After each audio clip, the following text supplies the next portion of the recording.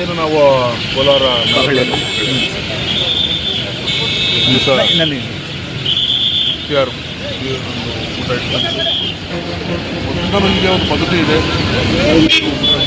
ಅಂದರೆ ಅನ್ನ ಅನ್ನೋದಲ್ಲದೆ ಎಲ್ಲ ಸರ್ವ ಜನಾಂಗರು ಕೂಡ ಒಂದು ಸಹಬಾಳ್ವೆಯಿಂದ ಒಂದು ಸೋದರತ್ವ ಭಾವದಿಂದ ಮಾಡ್ತಕ್ಕಂಥ ಜೀವನ ನಡೆಸ್ತಕ್ಕಂಥ ಒಂದು ಕೋಲಾರ ಮುಂದುವರೆದು ಇವತ್ತು ಎಲ್ಲ ಸಮುದಾಯದವ್ರನ್ನ ಎಲ್ಲ ಧರ್ಮಗಳನ್ನು ಕರೆದು ಒಂದು ದಿವಸ ಜೊತೆಯಲ್ಲಿ ಊಟ ಮಾಡಿ ಒಂದು ಸಹಬಾಳ್ವೆಯನ್ನು ಅವೆಲ್ಲರೂ ಕೂಡ ಒಂದೇ ತಾಯಿಯ ಮಕ್ಕಳನ್ನು ಒಂದು ಬಾಂಧವ್ಯವನ್ನು ಸೃಷ್ಟಿ ಮಾಡಬೇಕು.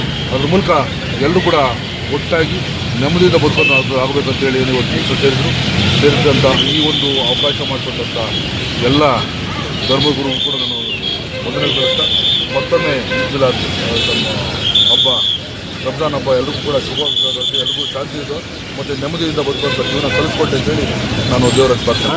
ಒಂದೇ ದಿವಸ ಹಿಂದೆ ಹೆಚ್ಚು ಕಡಿಮೆ ಒಂದು ದಿವಸ ಮುಂಚೆ ಒಂದು ದಿವಸ ಹಿಂದೆ ರಂಜಾನ್ ಯುಗಾದಿ ಬರ್ತಾ ಇದೆ. ಅದಕ್ಕೆ ಅದು ನಮ್ಮ ಒಂದು ಬಾಂಧವ್ಯದ ಸಂಕೇತ.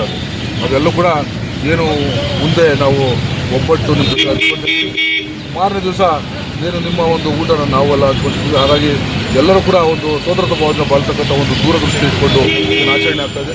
ಹಾಗಾಗಿ ಎಲ್ಲ ಬಾಂಧವರಿಗೂ ಎಲ್ಲ ಒಂದು ಏನು ಸಮುದಾಯದ ಬಾಂಧವರು ಕೂಡ ನಾನು ಶುಭ ಕೊಡ್ತೀನಿ. ಎಲ್ಲರಿಗೂ ಒಳ್ಳೆಯದಾಗಲಿ.